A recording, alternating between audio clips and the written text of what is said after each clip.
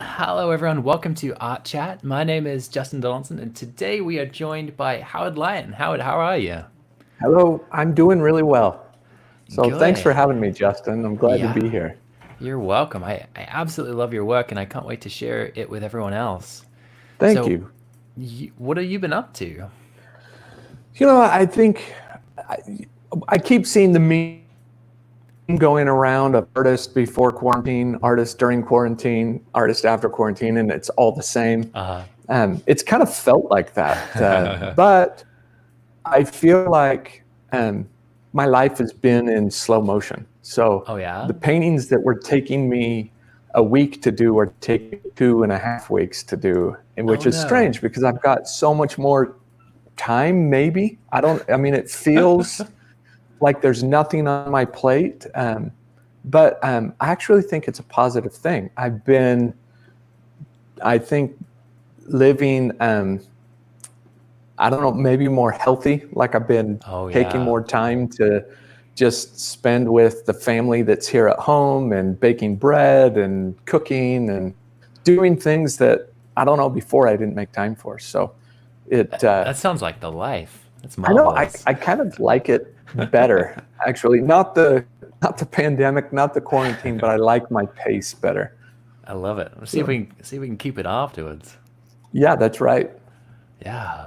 So let's. I How want to about help. you? Oh, it's been good. It's been good. I've been working a lot on a landscape painting course that I'm running currently, uh, and that's been amazing. I've learned so much just doing it. Like I feel Cool. like I never had the opportunity to go to art school back in the day, and it's almost like now I do. Now I'm doing it, and Yeah, yeah. it's a bit kind of set it at my own pace. I say, Is that oh, sorry, go ahead. no? Yeah, you. I was gonna say I was saying set it at my own pace, but it's pretty quickly paced, so I've got to like scramble in and get things. But I've really enjoyed the process, and I felt like I've been growing like crazy, like a weed. Is is this your series where it's how to paint rocks, how to paint plants, how to No, paint? so I have some individual things like that up on Gumroad, which those were kind of Okay, my right. first foray into trying to teach and sort of pull things together. This was a 12-week landscape painting course that's kind of beginning Oh, to wow. end, large format, personal feedback kind of stuff. So Very cool. yeah, it's been really nice. I've really enjoyed the community of that. That's exciting. Yeah, you do some teaching too, right? I do. I'm going to be teaching a class at the Scottsdale Artist School in October.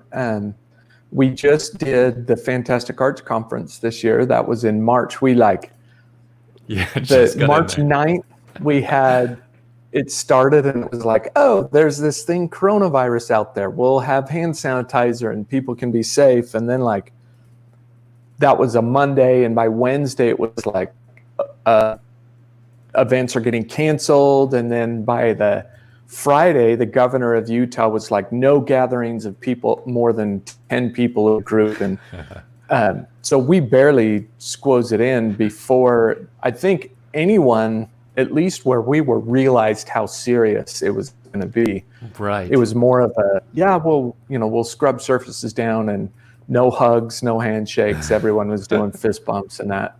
But it ended up that we had several people that had coronavirus that were Oh, at the wow. conference Okay. and then went back home. Fortunately, everyone that I'm aware of has recovered or is almost recovered from it. I know there's at least one person who's it's been a month and they've really Wow. been struggling with it. But 7 people, so How about amazing. that? Yeah, Yeah, amazing that not everyone else got it. That's so good. yeah. Here, let's have a look at some of your work. I love this stuff. How do you No, describe your work? that's a great question. I don't know. I'm all over the place. I mean, I'm doing some religious work. I'm doing some gallery work. I'm doing that goofy little bunny Dracula Oh, character. I'm love it. doing, it really, I just do what I like. And I haven't worried too much about whether or not it fit into Ooh, a genre or not. Well, Um, can we talk about that for a sec? Because that's really, yeah, I really appreciate that. I love that you kind of just follow the lead of your gut. Have you always been able to do that, or has that been a process? it kind of happened by accident, I'd say, because I just there are so many different art styles and things that I love, and so I've just kind of pursued them. And I went to college thinking I would come out of college doing gallery work, but I got a job working in the video game industry, and really grew to love the digital tool set while I was doing that, and then grew to love pixel art and doing icons and textures and 3D modeling. But my heart kept calling me back to illustration. And so I started doing digital illustration. But then I grew a little bit maybe disillusioned with working digitally, missing the traditional work. And so in 2009, I started doing more oil painting. And now if I can't do the painting in oils, I often will say no. Like if my deadline or whatever, I'll often kind of turn it down, because I love working traditionally. I love it too. That's an amazing freedom that you have to be able to do that, to say no, and to be able to sort of do it traditionally. And right. I love it. As I'm watching this, I do have some questions. You start painting with the finish. Oh, right. Do you know what I mean?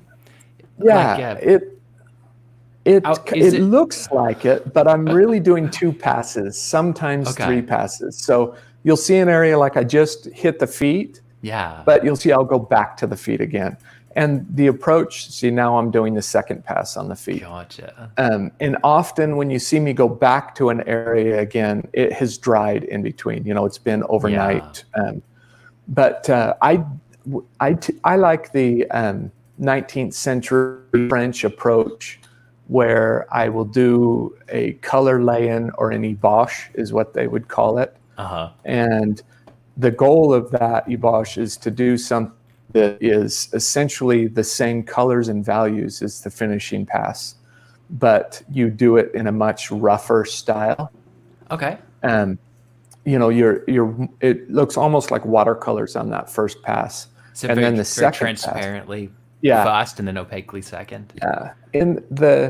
When I've taught that method, I think the challenge that a lot of students face is they try and overwork that first pass, because you can get in there and you can render everything out, and you can get it very close in that first pass. But I find it's actually more efficient, it's faster to do a rough first pass and then finish your second go around than it is to try and hit it all in one pass. I love it. So what's the function of the first round then? What's your aims and your goals? So it's to establish color and value in that first pass. And you get this color to work on top of, and in that second layer, particularly with oils, you get some of that transparency and layering that creates a more complex, richer surface than if you did everything pass. At least when you're painting thin. Right. If you're painting real thick, then it doesn't matter as much. But my paint layers are fairly thin, and it benefits from having multiple layers of transparency in the oils. So I'm in love with the whole thing. What has happened before you even get to the canvas? Because I would presume that you have quite the plan beforehand. Is that true, or?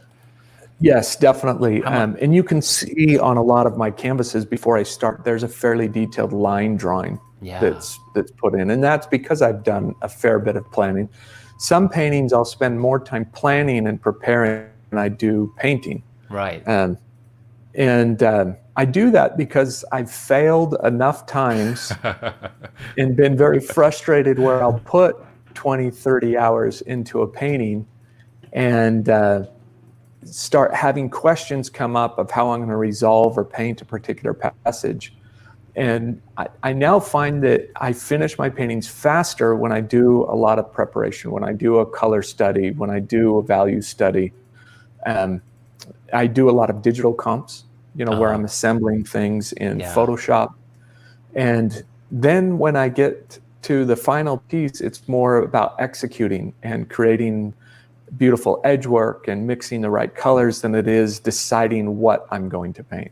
Right. Sort of breaking up your problem solving. Yeah.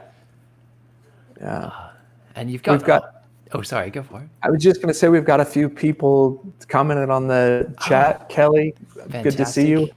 Haley, I saw you comment earlier. I hope you're here. Edris, thanks for the beard love. I appreciate it. That's awesome. What were you going to say? Oh, let me get the volume of this off. So I've been seeing lately some of these little landscape studies, and I love them. Are these more kind of from your imagination on the spot? Yes. And you can tell in those, like, there's just the oil sketch instead of a nice line drawing underneath them. Right. And the oil sketch has some sort of thoughts about the masses and the sort of darker, lighter shapes. It looks like you're sort of consolidating some of that thought process. Yeah, these are pure fun. And I tried to not let myself be too, get too caught up in preparing for these ones. So it's exact opposite of what I've just said. But these are fairly quick paintings. I'm not afraid if I fail on these. They're learning exercises for me where I'm exploring form and color and atmospheric perspective on these landscapes. Just exploring design as I'm painting them. So really these are sketches that maybe I will turn into bigger pieces. Right. Now, having said that, I've started doing some tiny little value studies in Procreate on my iPad because I've enjoyed doing these little landscapes so much that I'm like, okay, I'm going to turn some of these into bigger, more finished pieces. So I am starting to maybe take some of the fun out of it and prepare a little bit more for them. But I still plan on doing a lot of them where I just make them up. I think my dream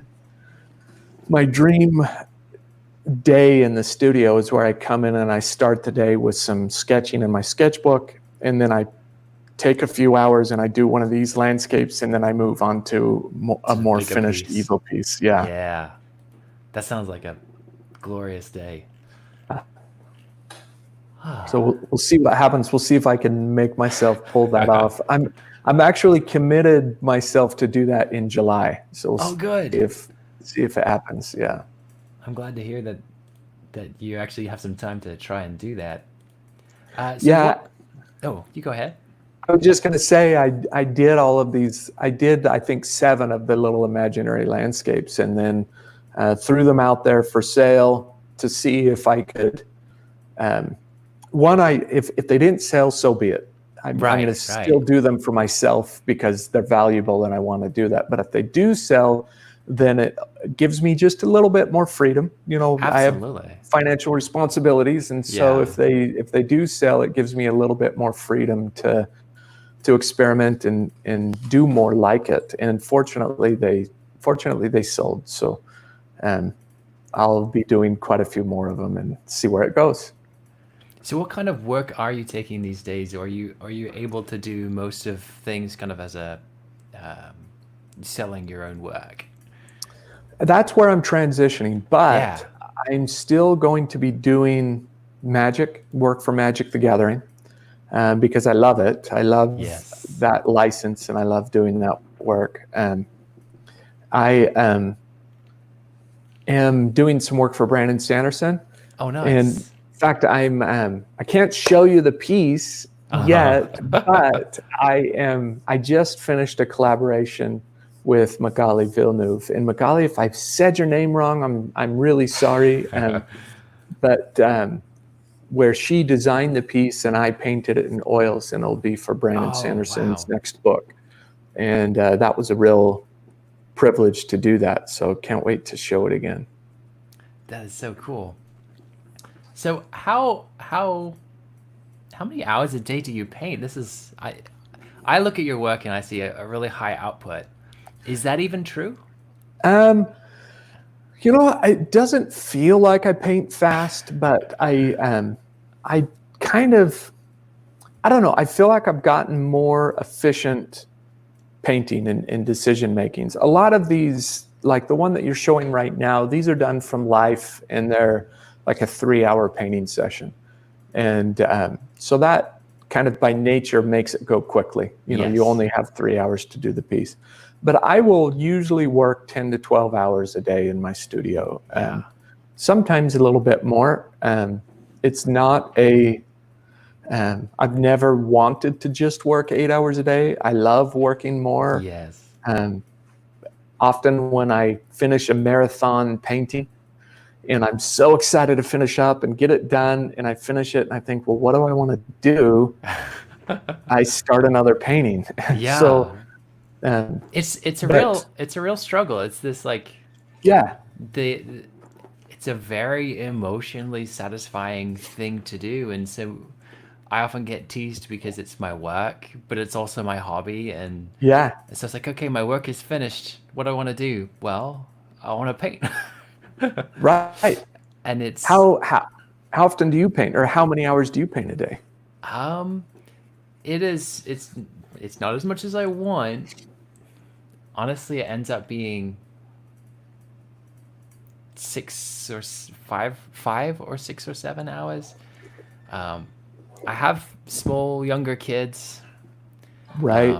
so I feel like I always have this personal struggle between I love painting and I love my family, and they both want more of my time. And I don't Yeah. know how to balance that. And I want to find good ways of doing that, and I feel like I can never give either of them enough of my time.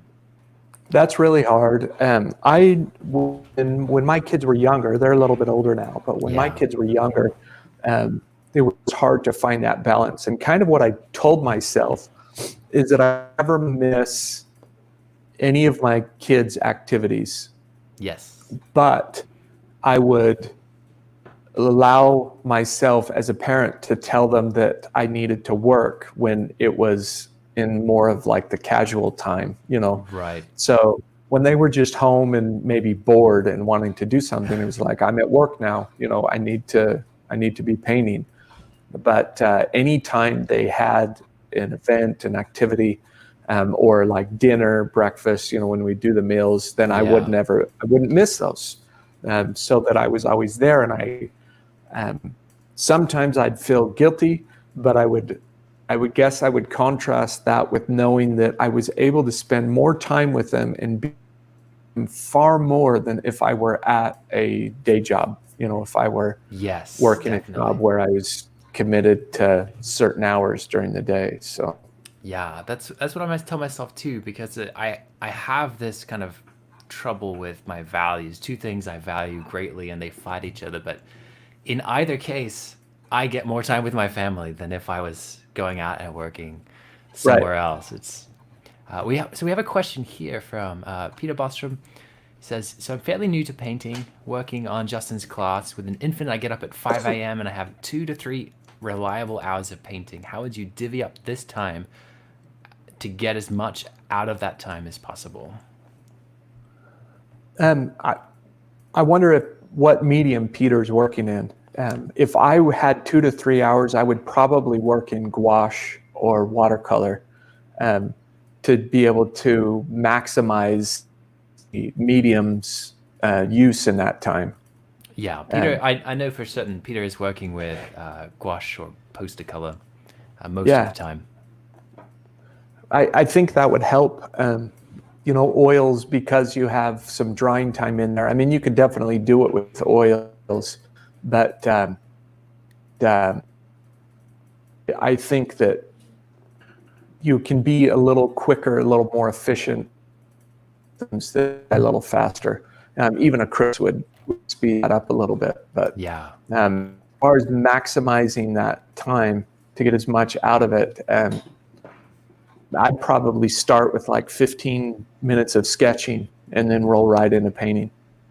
How much time do you spend sketching? And what's the quality of those like I don't mean high quality, low quality. Man. I just mean like what's your goal when you're sketching? So I don't spend enough time sketching. Who does? I know. I feel like I could always do more with sketching, but I will often try and start with just like 15 minutes of really wasting some paper.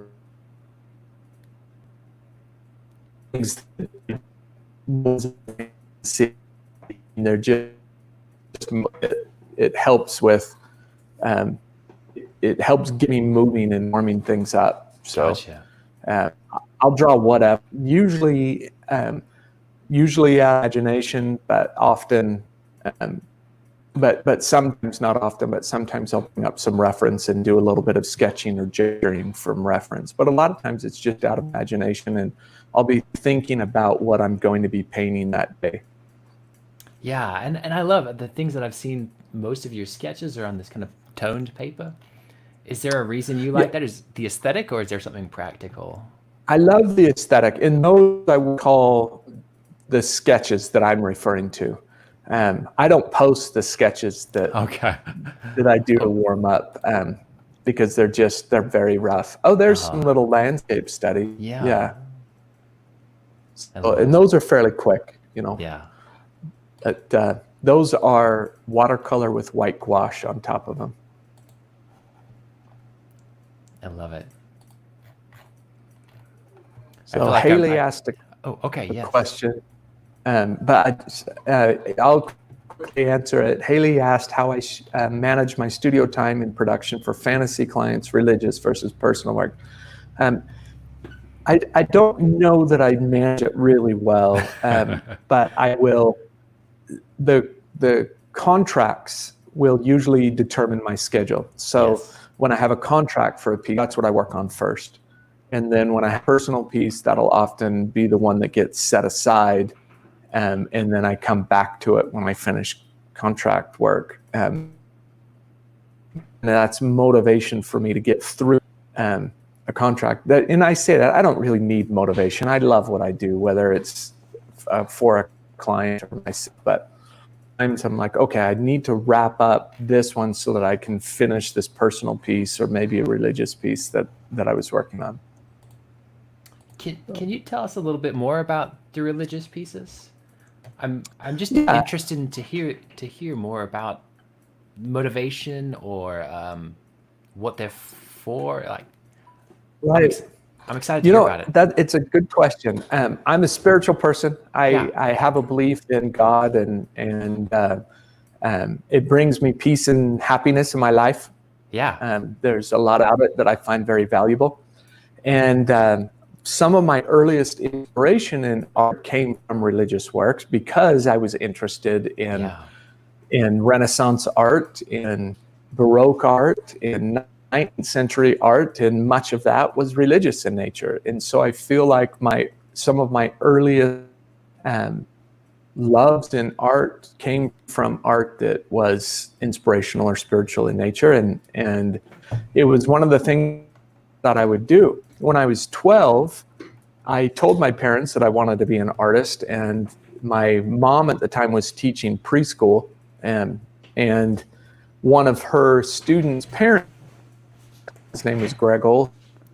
He did a lot of religious work. He did a lot of Western art as well, and she took me over to his studio, and I remember as a 12-year-old going into his studio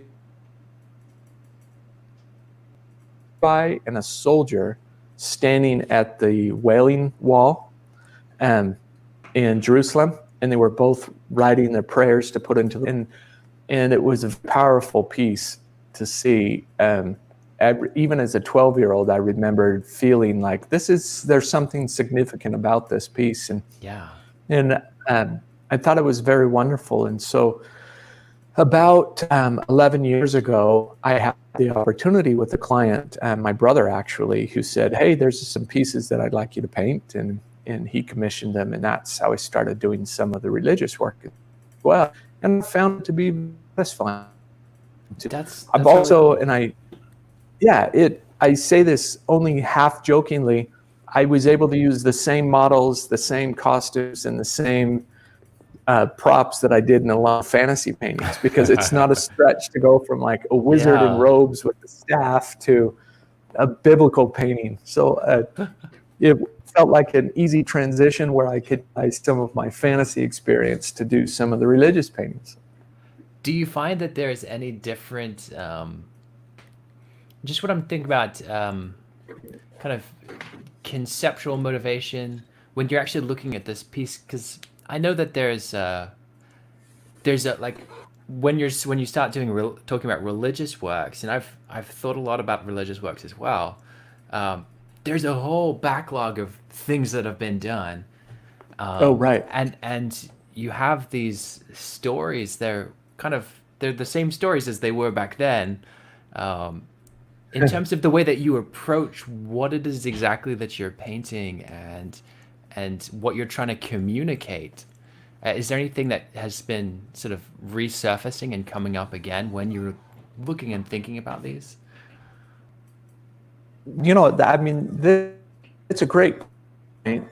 There probably isn't any subject that's been painted more than Christ. So Right. how do you bring something new to that? But I think that our perception, various cultures, different religious groups have different perceptions of how these play out in their lives, and then my personal experiences are definitely going to influence how I interpret a particular story or verse or scripture. So, having said that, I haven't worried about it too much. Oh, good. Because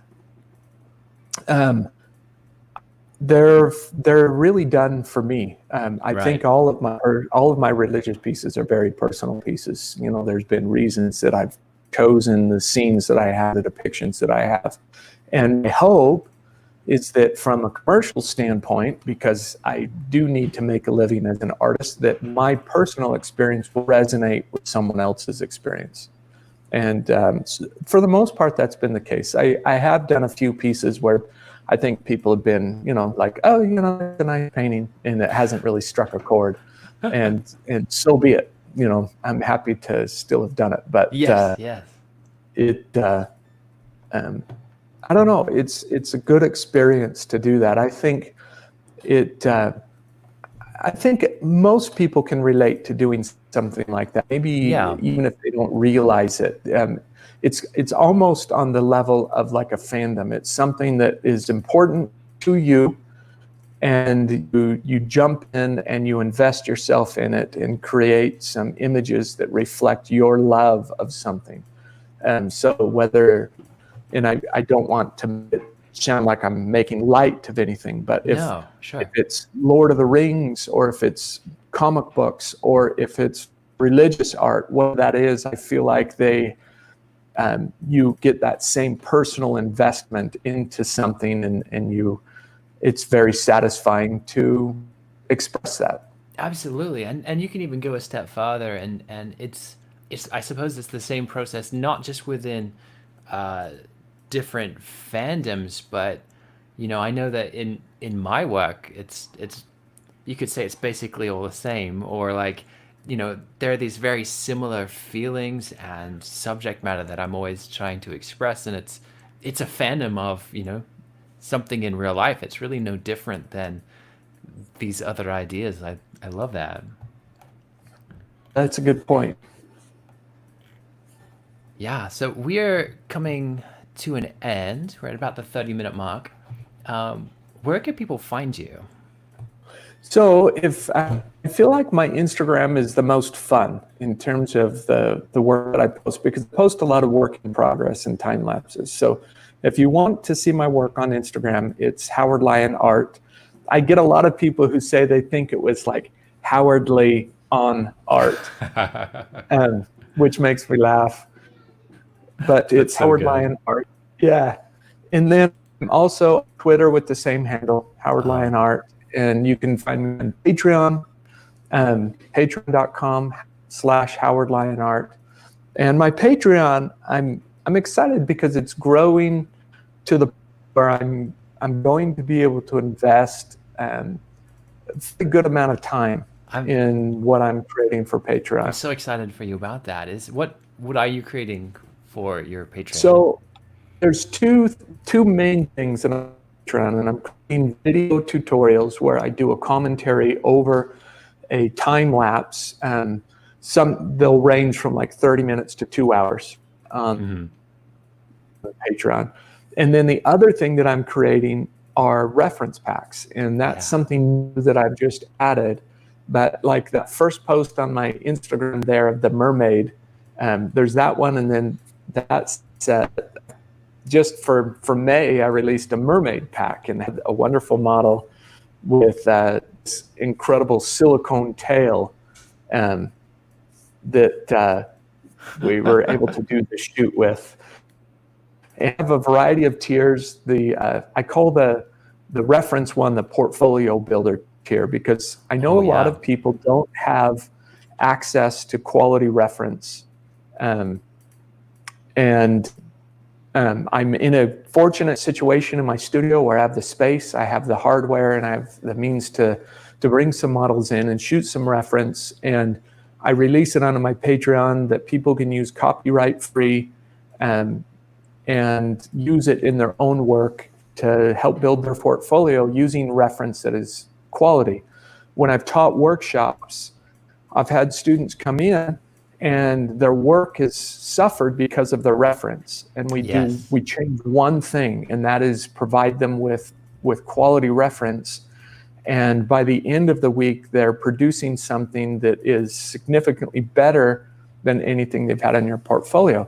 They didn't suddenly become a better artist. Right. They just had a better foundation to work from. I've definitely been thinking about that a lot lately. I've been thinking about, I recently got a camera, and a much nicer camera than I had before. And I've been learning about just how to make better film, how to do a whole bunch of things. And in a lot of ways, it's the camera, it's the lighting setup.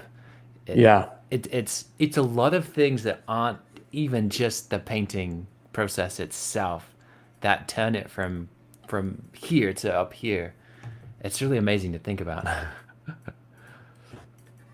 It's a great point. Have you seen Norman Rockwell's book that shows this photographic reference for his paintings? Oh, I haven't seen the book, but I've seen photos of the book, parts of it. Yeah, it's revealing because he had such high quality reference, and at one point he had 3 full-time photographers working for him. Wow.